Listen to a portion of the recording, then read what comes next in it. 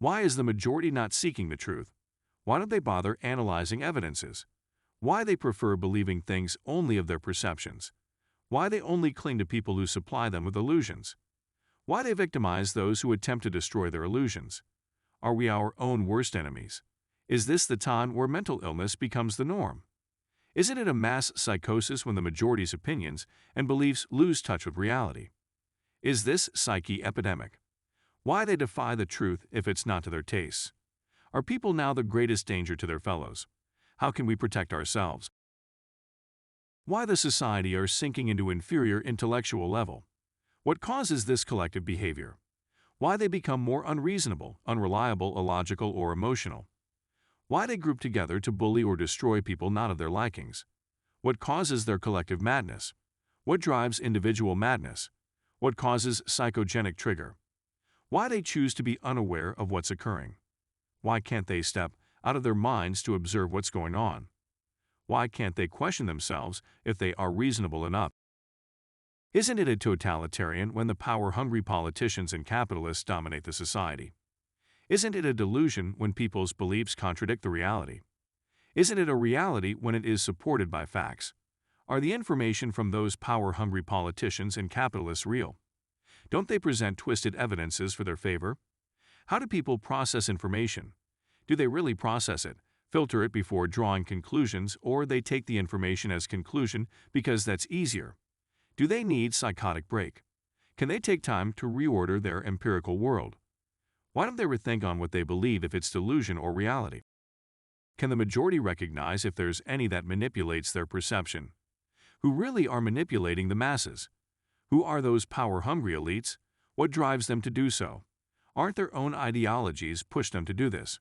Are they powerful enough to reorganize and manipulate collective feelings in a proper way that make the masses unaware? Isn't it a menticide?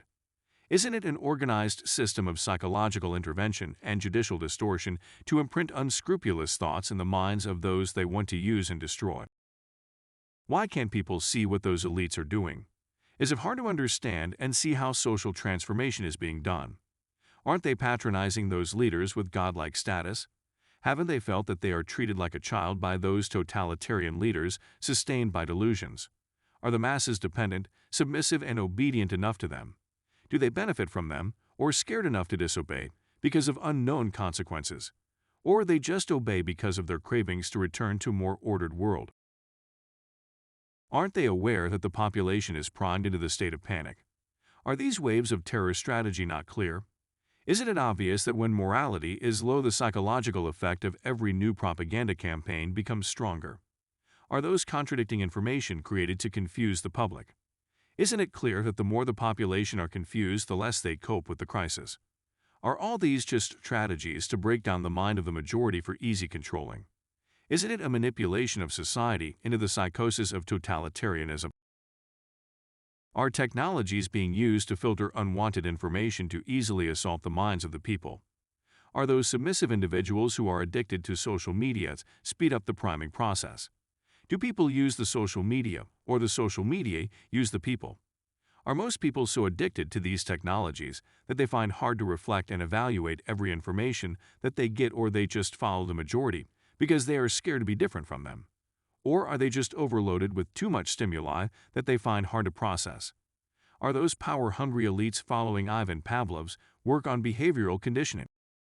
Can people sense that the ordered world is so creepy that you have to give up something for your freedom? Is human decency still possible? Isn't it a pathological order when there is total control and less choices for the masses to choose how they live? How can we get out of it? Who really has the most power to control our minds? Your mind is yours. You know what's inside it, don't you? We can just spread the truth and allow free flow of information. Can we just use humor and ridicule to nullify the dominant leaders? Can we just form another totalitarian society where we can live in harmony according to our goals? Most people don't know who they really are. Lucky are those who strive to raise their self-awareness. All these is because of their state of consciousness. Upon taking information, we're supposed to process it, then filter it before drawing conclusion, but it's not the case. The majority actually takes information as conclusion.